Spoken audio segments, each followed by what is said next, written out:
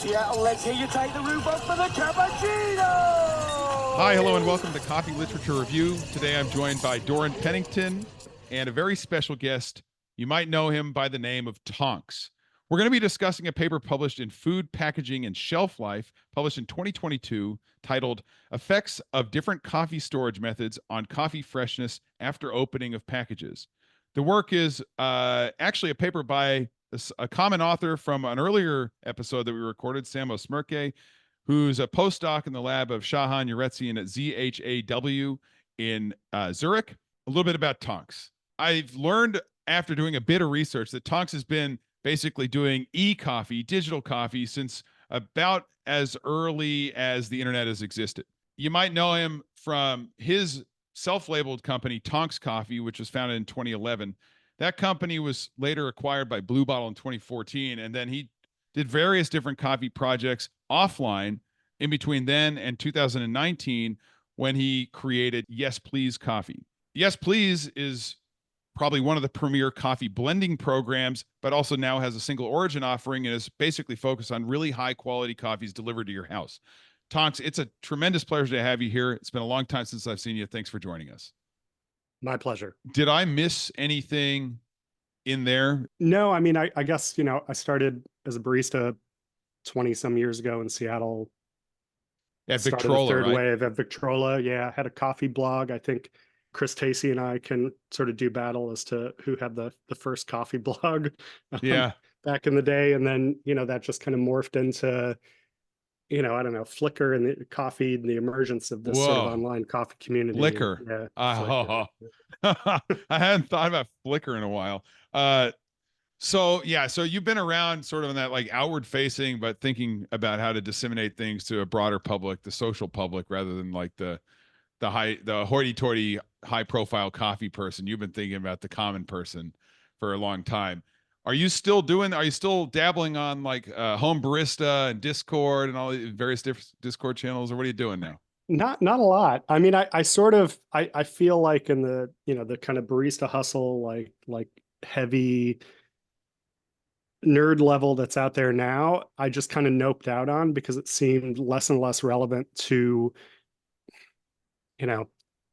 solving the problem of why, with this proliferation of third wave coffee, the ceiling is not getting higher in terms of how people are executing. Yeah.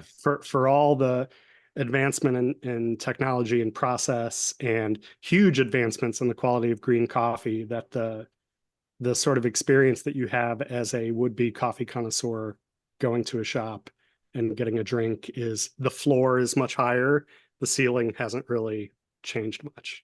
Yeah. Well, that's really interesting to think about because we run into it in the lab all the time. We get sent all these really high quality coffees and then we go to brew them and they, more often than not, we don't do a very good job of it. And I sometimes wonder, is it the coffee or is it us or is it the technology? If you had to make a decision there, where do you think the problem lies? I mean, I lean towards blame the roaster in most cases. That I think, at least from a like consumer facing perspective, I think it's important to tell people that if they're, not having a good experience with the coffee that they're making at home, or that they're paying good money for from otherwise reputable roasters, that it may not be them. It may not be that you don't have a refined enough palate to appreciate the nuanced flavors, yada yada yada. It might not be that you haven't mastered watching 30-20 minute YouTube tutorials about how to do your pour over technique correctly. It might just be that like the batting average of even these reputable roasters is kind of mid when it comes to producing beans that work outside of the very specific context of their own shops. Yeah. So early on, when I was doing the water for coffee thing, I found myself talking to Steve Leighton from Has Bean. And I mentioned him because Has Bean has a portfolio of coffees that is truly extensive. I mean, they have a lot of coffees available at any given time. And I asked him back in 2015 whether he had accounts around the UK where he would simply reject sending them a washed Colombian coffee because the nuance of that coffee would be wiped out for the variable of water, right?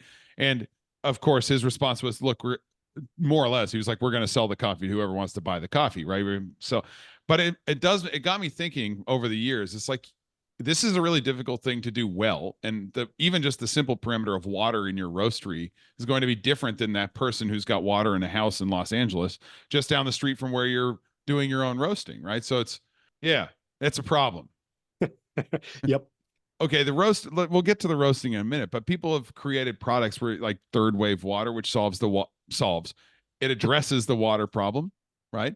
In some low barrier to entry way. And then there's these like batch brewers, the small batch brewers that you just push a button and they basically do the same thing more or less every time. And so you'd think somewhere in there it'd be pretty standard, but you're telling me that there's still some big problems. Yeah, I mean, I think that, I mean, I things are getting better across the board. But I think, I'm always trying to think of it from, what are the on-ramps for consumers? And I think the implicit message of a lot of what we do in the high end of coffee is telling people who would otherwise, I mean, they own a KitchenAid mixer, they've invested in good cookware, they think about their ingredients, they're foodies, but when it comes to coffee, we've told them that, like, unless you're willing to make a hobby out of this and read some sort of scientific sounding or pseudoscientific research about technique and brew parameters and water quality, yada yada yada, that this is something that's you're just not going to have success with. And I think the reality is that if you get to the point where you're B plus A minus in terms of you've got a machine that gets the water to the correct temperature, you're grinding fresh with a grinder that has a reasonable burr set surface area, like it's doing a decent job of making the beans small, then you're 90% of the way there. And if you're buying great coffee, you're gonna have a good experience. And if you're not having a good experience at that level, it's something where that sort of fine tuning or precision is probably not the factor that's going to turn it around for you. Making it a hobby is not going to turn it around for you. Buying different beans from a different roaster is probably where you're going to have the most yield. Yeah. And I think that's, the tragedy of sort of trying to find a path towards connoisseurship for people is that it's really slippery. Like, coffee changes. The same coffee that you loved 2 weeks ago, you go back to the roaster and buy that coffee again, you may have a different experience. I want to go to the yes please approach. So I'm not a subscriber, but I've had the luxury of enjoying the coffee. But I want to know, tell me about the subscription model, about just how the structure of Yes Please has come to be, and what is the thing that you guys do different with purchasing coffee and roasting coffee? Yeah, I mean, I think it's a little crazy. I think we started it kind of with the chip on our shoulder that we live in Los Angeles. It's one of the preeminent coffee cities. I think you could argue probably one of the richest, most varied, biggest coffee scenes in the world. And at this time, 6-7 years ago, Sumi Ali, my co-founder, and I were just really disappointed with the quality of particularly filter coffee we were tasting at most reputable shops. And it was kind of the beginning of multi-roaster shops. And so here you have, this kind of very barista driven thing where, like, you're cherry picking just the best coffees from all of these roasters around the world. And yet the experience as a consumer that I'm having is like, oh, that's, that coffee is like too long off of roast, or I don't think a 1:17 ratio is really doing that coffee justice, or any number of things that, like, having a little bit of experience, you can kind of nitpick and maybe see through and see where, like, okay, there might be a better way to do this. But that overall, like, someone who's going to wait in line for 20 minutes and pay $9 or $14 for a pour over, like, you should be bowled away by that. That should make you a believer in what's going on in coffee. Yeah. And instead, it feels like we're giving people homework assignments of, do you taste the bergamot in that? You've got shops that'll put out every geisha they can get their hands on, and it ends up being this sort of watery, insipid, stale experience of a coffee that you're told over and over again is the world's But best sometimes it's coffee. so good. Sometimes it's so you're good. gonna keep buying it. Doran lives for the pain. Yeah, and I mean, and that's the thing. I think that part of like really being a coffee connoisseur is kind of embracing fundamental frustration Yeah, the of variability and being annoyed. Yeah. right. It's like you're a gambler. You buy the scratch off tickets every time you go to the bodega, and one of these days you're gonna like Yeah. find a winner there. But so Yes Please doesn't do the $14 a cup type pour over, but you can still have a really high quality experience for much less money. What is Yes Please doing? Yeah, so much like my previous coffee company, Tonx Coffee, from a decade or so ago, we sort of felt like, okay, no one's like 100% dedicated to the home consumer. Obviously, the pandemic has sort of changed that attitude on a lot of roasters, and everyone's a little more focused on people who are brewing at home and the explosion of equipment companies and yada yada. But at the time that we started, it was still kind of a novel idea that you might be consumer first and not barista first, wholesale first, beverages.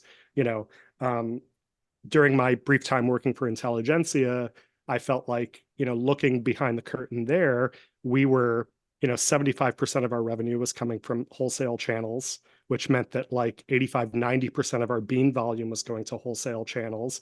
Of the 10 or 15% of our beans that we actually, controlled the experience for the end consumer, most of that was going into, making lattes and beverages behind the bar. Like people weren't having this sort of live with the coffee potential for connoisseurship, appreciating, the story behind these coffees and our sourcing. Yeah. And I felt like, okay, if you were going to build a coffee company from the ground up that was kind of really trying to sort of live up to the ideals of the third wave movement, I think you'd want to sort of make home consumers the central part of that. And I think, the sort of elevator pitch, back when I was pitching Tonks, was, you look at craft beer, you look at sort of any other wine, any other sort of culinary, connoisseurship, and you see a clear ladder from like consumer to enthusiast to aficionado to connoisseur to expert,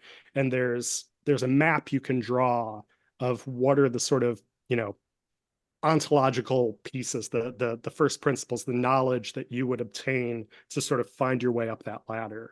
And in coffee, it felt like there was this big gulf between, the enthusiast community that maybe knew some brands, knew a lot about machines, and the brand names of different, espresso machine companies, and kind of knew these second order signifiers to look for when they were trying to find good coffee in their town. But the beans themselves, the appreciation for the coffee, for variety, for freshness, for a lot of things that are really basic to our understanding of what elevates great coffee from mediocre coffee, were opaque to them. I'm familiar with your website because there are basically Simple. 4 things you can purchase, and including I guess a bucket hat.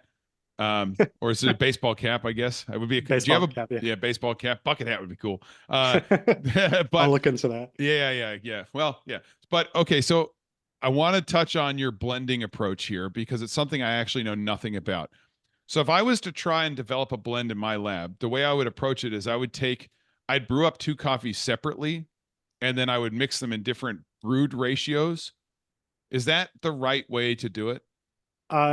There are people who would argue that is not the right way to do it. I think it is the right way to do it. I think you just set up a normal cupping, and you go 100% to 0%. Yeah, take a glass and do, scoop out 2 parts this, 1 part this, 1 part that, swish them together, slurp that, see how that is. Okay, that works. That doesn't work. Dump it, try again.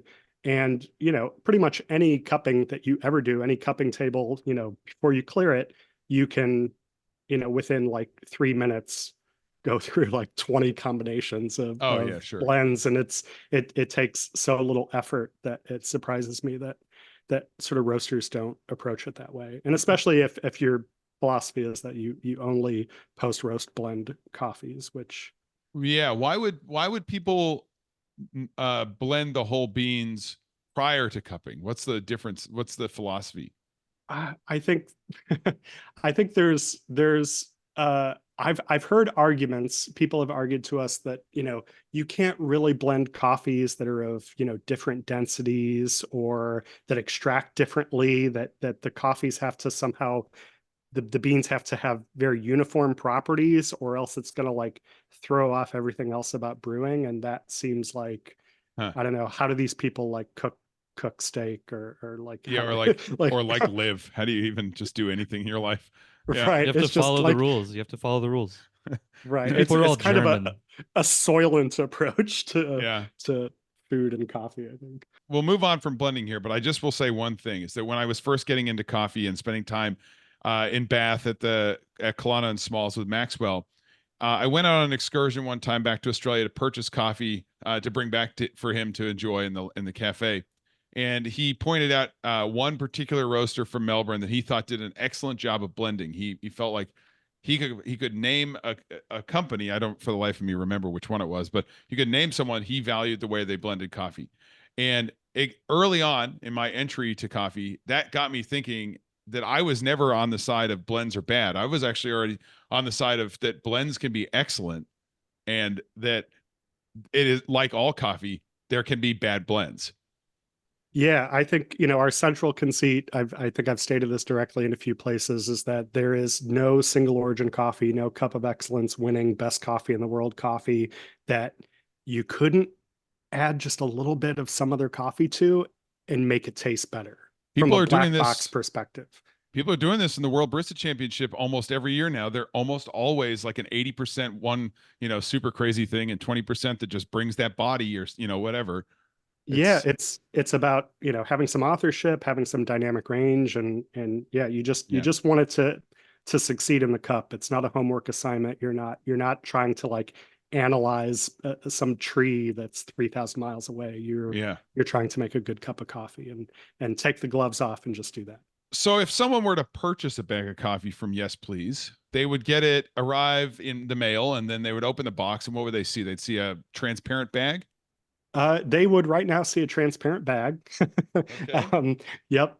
Transparent, resealable bag with a one-way degassing valve, shipped in a paper mailer.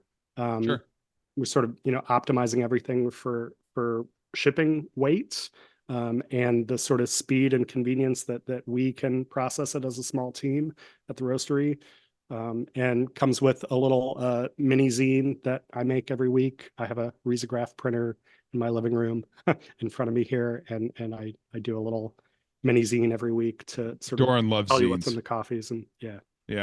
Yeah, I'm a big zine guy. We're gonna get some Yes Please in the lab, just if only for the zine, but also for the excellent coffee. Well, this is a nice transition to the paper that we're talking about today. The article was published in a journal, Food Packaging and Shelf Life, titled "Effects of Different Coffee Storage Methods on Coffee Freshness After Opening of Packages." And I'll make a straight off the bat a comment. The one technology for resealing a bag that they elected to not study in this paper was the Ziploc type thing that shows up on the Yes Please bag, and also like basically every other bag that anybody uses, basically. So the different storage mechanisms do not include the one that you've elected to use, but I think we're going to be able to extrapolate a little bit into the Ziploc here based on the data. Tonks, did you have an opportunity to comb through this paper? I did. So my impression is that Chibo, the company whose product is being examined in here and who financed this, I didn't know much about them. I did a little homework. They were basically the Starbucks of Germany for like the 80s. They're owned by 3 octogenarian billionaires who inherited it from their father, who started it in 1949. And yeah, they actually, it sounds like the business got into a lot of things beyond coffee, consumer electronics, and I don't know. Yeah, phone do you remember cards, Sharper Image? Do you remember the store Sharper Image? They were Sharper Image. No, but what Chibo is, it's like Sharper Image plus coffee, plus a little bit of IKEA. Yeah, and they started off doing mail order coffee. Yeah, which they sure did. Hey, yeah, smart. You've actually gone straight to Doran's main point. So I guess, Doran, you better make the point. No one puts a screw cap on coffee bags except Chibo, to my knowledge. It And seems like they have a Chibo, patent there. yeah, and Chibo, well, let's in fairness say that it is stated explicitly in the article that the bags, the coffee were supplied by Chibo and that the research was funded by Chibo. But I think if you're going to do that, you kind of owe it to the community to include and canvas the range of what is common and out there. And that does not mean that one of your data points is what if you tape the bag? No one does that, but plenty of people use resealable bags with the little Ziploc thing. I don't know what it's called, but you know what I'm talking about if you've Yeah. ever bought coffee in your life. And so I think it's totally fine for companies to fund science. A lot of good things get done that way, but you do owe it to the community to be kind of thorough in your study. Yeah, this paper also makes the claim that this is kind of the first study to look at the sort of after the consumer gets the product and they've opened it and they reseal it. That surprises me if that's a true statement. I mean, you guys are read up on the literature. Is this really that novel? I think the question is how you define studied after like as it's aging, because people have studied aging coffee extensively. I mean, 5 Ways Till Sunday. There's Illy's book has details of this that go back to the beginning of time, basically. But I think what they were really trying to say was we're going to try and study that degassing process in these different storage technologies that are prevalent today, with the obvious omission of the one that almost everybody uses today, but that's not the point. Within the confines of what they're studying. And I do think that we do have some tendency to overinflate the breadth of or the novelty of all scientific work because it helps you elevate it in journal. And I'm not accusing them of doing anything that I don't do myself. It's just what you do. You gotta sell. But one thing that's always nice about scientific articles is that the data is the data. So you can almost ignore all the writing leading up to when they start presenting the data and then their analysis of it in any paper, not just this one. And I think this one, there's only a couple of things you'd need to know straight off the bat before we get into how they did this. The first one is that they've received roasted coffee and they are resting it for 3 weeks in a bag that has a one-way valve. So that coffee is undergoing some degassing and equilibration process. And then that coffee is then put into these different storage systems. One is basically a milk carton with a cap on it. That's the sort of what they're calling the screw cap version. They just have a coffee bag and have a clip on it, and the clip is in principle perfect in sealing it, but in practice you'll learn that it's not. Tape, which is interesting, and then a canister, which seems to be like a resealable it's sort of almost like a mason jar but made of metal. Yeah, it's kind of like the mom vibe. It's like it would be a canister that says coffee in cursive on it. Ooh. That's where you put the coffee. Yeah, live, laugh, love type vibes. Right. One of those like Libby jars with the orange gasket. Yeah. So then after they did this, they basically start taking they decant some whole beans at different time points, and then they're going to grind these beans, and then they have some protocol to measure the volatiles coming out of those beans. Doran, how are they going to measure this? Tell me about the freshness indices. So they're using headspace gas chromatography, which basically means that you put the ground coffee in some container and then you sample the air above that container, the volume that exists above the solid. And they're shooting that into a gas chromatography mass spectrometry system, which basically passes all of the compounds through a big tube and they get separated out. And you measure each one by one as they elute from the end of the column. And so they were interested in 2 different effects, which I think is really interesting. One, which is they call freshness, and one which they call staling. And the freshness index is basically they were picking 2 compounds in the GCMS output and measuring their ratio, and they are only different. They're both chemically stable, but they differ in their volatility. So that's telling you something about how fast things are basically evaporating or volatilizing from the coffee itself. The other thing that they're measuring is staling, and in that case, what they want to know is how is oxygen affecting the coffee chemically? How are the compounds in the coffee changing? And so they're measuring some unstable compounds and seeing if they increase or decrease in their composition as the coffee ages, as a proxy for how oxidized the coffee gets on storage. Tonks, have you ever smelled 2-butanone or 2-methylfuran neat? I have not. Well, next time I see you, we'll have a little sniff together.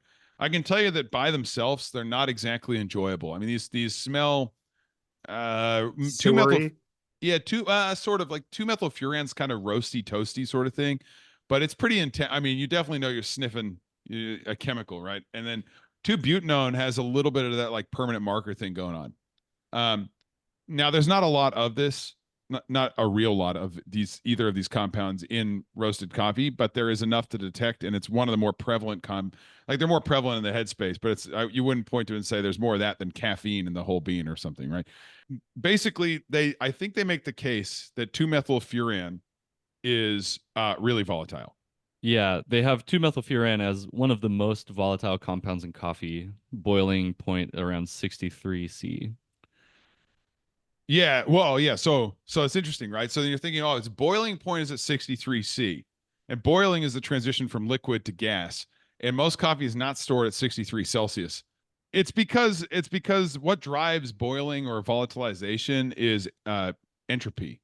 You have the option to have a small bean in the universe that contains a lot of this compound, and you have the entire universe that has very low concentration of this compound. So over time, nature is going to push that compound to reach some equilibrium where some of it is no longer in the bean and it's rather in the universe, and that's what you smell. Tonks, on in figure 2, there was a graph which basically plotted the concentration of 2-methylbutanone divided by the concentration of 2-methylfuran, and they show some positive gradient lines, basically an increase with subsequent weeks of exposure to being stored in various different ways. What jumps out at you from this plot? I mean, it did not seem to me that there were any surprises in terms of what was the more effective storage. The tape didn't do bad. Yeah. Yeah. I mean, also, I think we don't know what the roast degree is. 3 weeks is maybe a long window to wait before you start to look at the changes in some of these compounds, probably. So I was thinking about this, though. This result, it clearly shows that in the can storage, basically you're losing a lot more methylfuran than you at any given time point than you do with the clip or the screw cap. And in this case, the clip and the screw cap are almost indistinguishable, meaning that more methylfuran is kept inside the vessel for if it's clipped or screwed than it is if it's a can. I don't know. We don't know what the can looks like, right? It could have been right. How much headspace is in there? I mean, that was the question that I kept asking as I'm reading this, is that for me, it's, I mean, we look at like, the Airscape or Atmos or, the sort of coffee specific containers that, you're trying to sort of drive out all that headspace and also, with most bags that are resealable, you're not sort of filling it up with air. You're kind of squeezing it tight and then sealing it up, and that seems like Is that how I don't know how much of a factor that is here. No, is that how the Atmos works? That you put coffee in and it like changes the total volume contained within? I don't have one of those. I think some of those are like electric and they're designed to kind of pump air out, which to my mind is like you're getting into this negative pressure thing, which to me seems undesirable.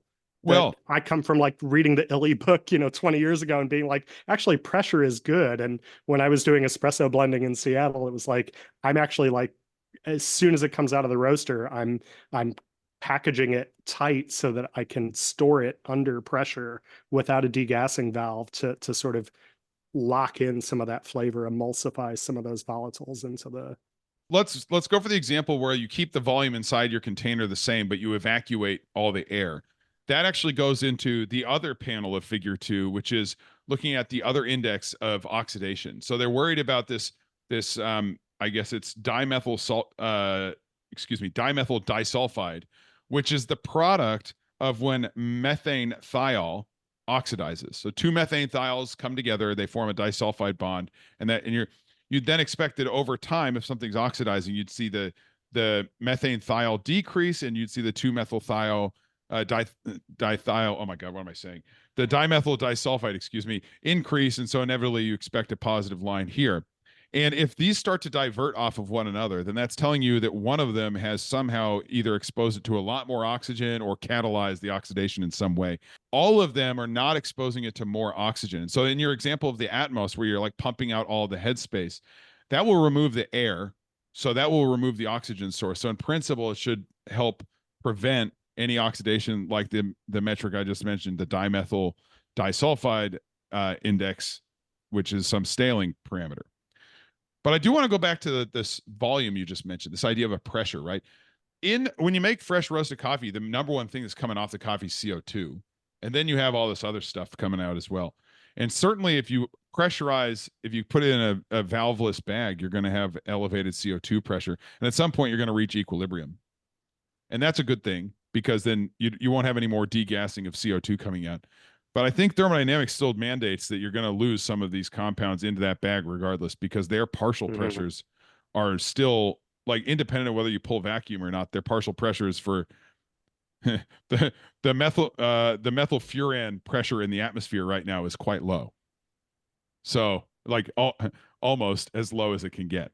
But are some of those compounds otherwise soluble inside of the oils and the coffee that you are preserving some of that flavor by not? Yeah. See, so you're getting into the really complicated stuff, right? Because if CO2 hits equilibrium, then that can have a pH effect inside the coffee, which can affect the solubility or retention of these compounds. There's a lot going on there. So what they do instead is they say, what if we looked at every single data point that's coming out of the GCMS? And the easiest way to do that is to go into multivariate statistics. So they have this principal component analysis plot.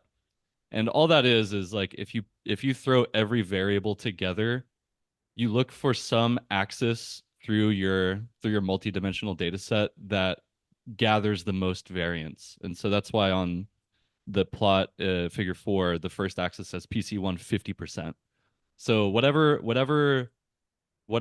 unknown variable that is, it explains 50% of the variance in all of your GCMS data. And then the next axis, which is necessarily orthogonal to the first, is going to explain 33% of your variance. So overall, they've captured 83% of the variance, which is pretty good. But I think the unfortunate outcome is that usually when you look at these principal component plots, you're looking for some kind of clustering. You're looking for some kind of grouping that you can rationalize. So a good outcome, in my opinion, for this would be, all of the tape data lies in this corner of the PC plot, and all of the screw cap data lies in this corner. And then you can make some differentiation between the two. Instead, what they recovered is that PC1 is basically just time. So they've plotted all of these numbers that at first look insane, but then you realize like, it's the data, it's like the sequence in which the data was collected. So week 0, week 1, week 2, week 3, and so on. And what you'll notice is that they're all in order on PC1. You always go 0 to 9 in order every single time. So all PC1 is telling you is there is a way to tell which data point was collected after which data point. So that's not super useful because you also know what week it is. You're never unsure about that. And then PC2, it kind of separates out the can from the rest, but that's really it. All of the rest are kind of convoluted, which sort of makes sense if you assume that the can is really not airtight. It's probably degassing and staling at a rate that's different from the others, which have some measure of a good seal.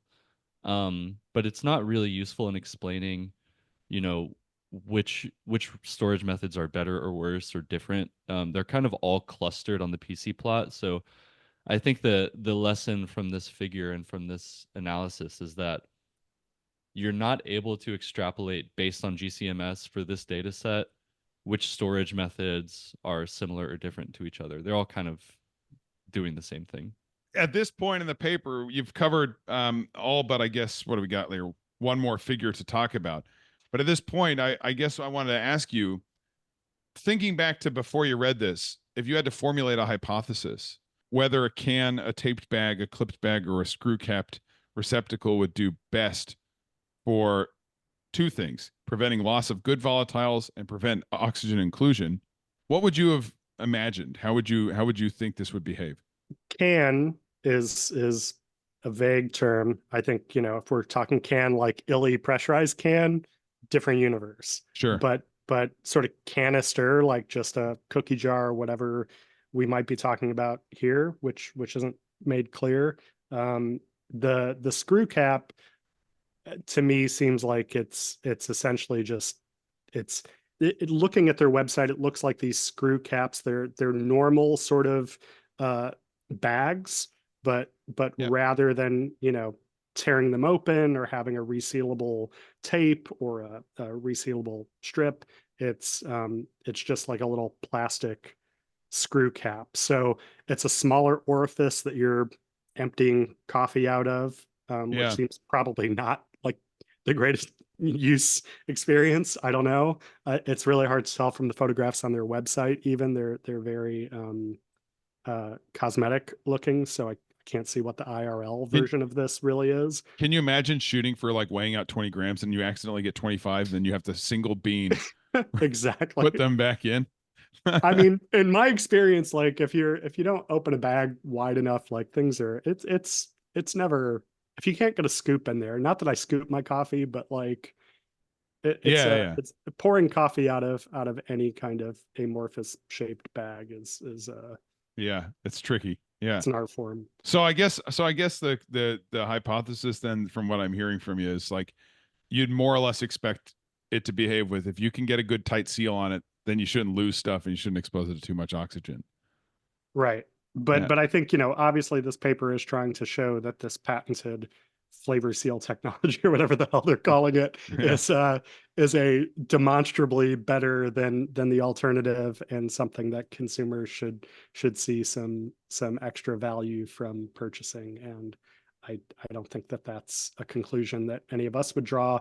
And I'm not sure. I'm curious what you guys think. I feel like the sort of the science of understanding, like, does any of this tell us anything as, consumers of, fresher, higher end, better coffee, how we should be treating our coffee storage? And I don't feel like it answers any open questions for the sort of coffee snob set. Yeah, I think there is something useful to be taken from figure 5, like practically speaking, which is basically showing you that any container that you use, as soon as you start opening it, you lose a lot of CO2 and you gain a lot of oxygen. Yeah. And so I think kind of no matter what storage technique you're using, anytime you expose coffee to the atmosphere, like Chris said, there's an entropy driver to push things out of the bean and into the atmosphere because it's such a reservoir, and it kind of seems like no matter what you use, you're going to experience that. And then you're kind of in the minutia of like, how much can we claw back and keep? but by and large, you're going to lose a lot of volatiles once you start opening the bag, and it doesn't take a lot of time for that to start happening. Like, I think the first data point is like 2 days after opening the bag, you've already lost a significant, like almost a third as much CO2 is left. So it's a really significant drop off. So Yeah. In those plots, they're monitoring O2 and CO2 moving into the bag or into the receptacle that's holding the coffee. I think that's pretty interesting. Is it's worth remembering that the universe has about 0.04%. Oh, sorry, the universe. Let me state that again.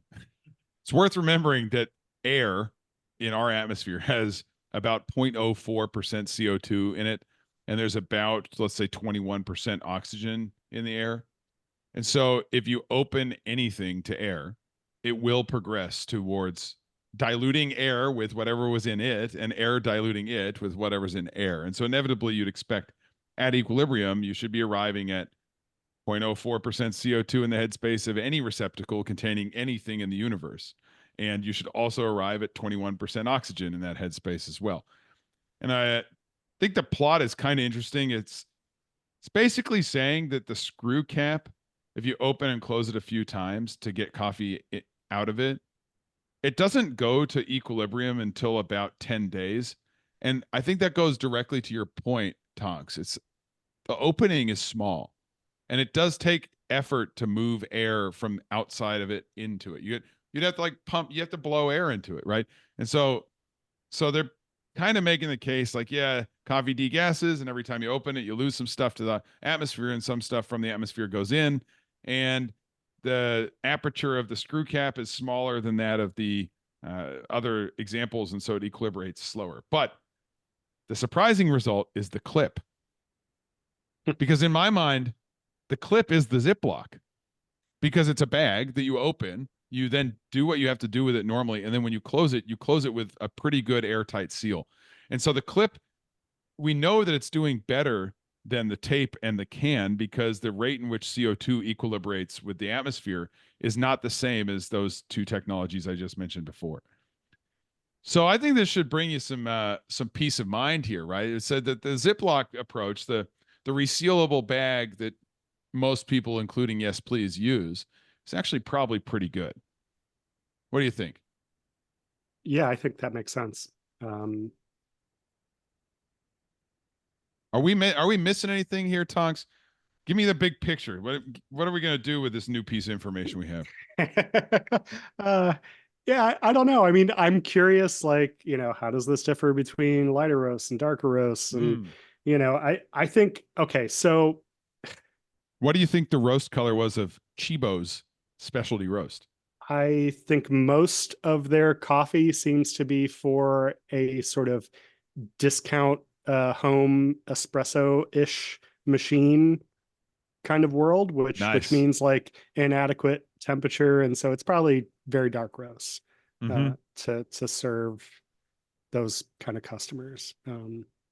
Okay, so yeah, I think that's it might be a little not quite apples to apples for what most listeners of this show are thinking about in terms of coffee. Yeah. Well, I will say one thing. This little screw cap on the side of the bag thing, pretty weird looking. Yeah. It reminds me of chicken stock. Yeah, totally. I'm not sure. I did not pull up the patent for this. But it seems like a hard thing to argue that there's anything special about this from a food packaging perspective that you could get a patent on this. Yeah, well, I don't. Doran pulled it up, but I think I agree with you. But what I have to do, in the lab, we absolutely must purchase some whole bean 12-ounce bags of this stuff. I mean, we've got to try it. It proclaims dark as the color, so that could be either terrifying or great. All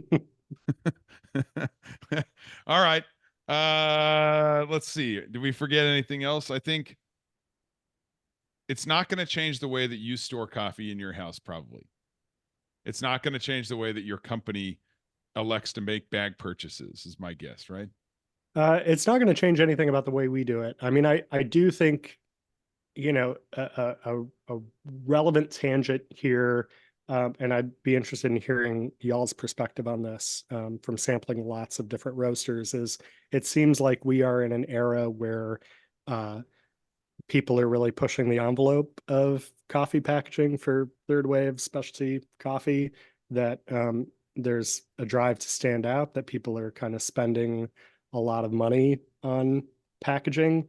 And, I come from an attitude that, we should be treating coffee a little bit more like fresh baked bread. I want something that feels closer to a bread wrapper, that's very utilitarian, that sort of, understands what its purpose is.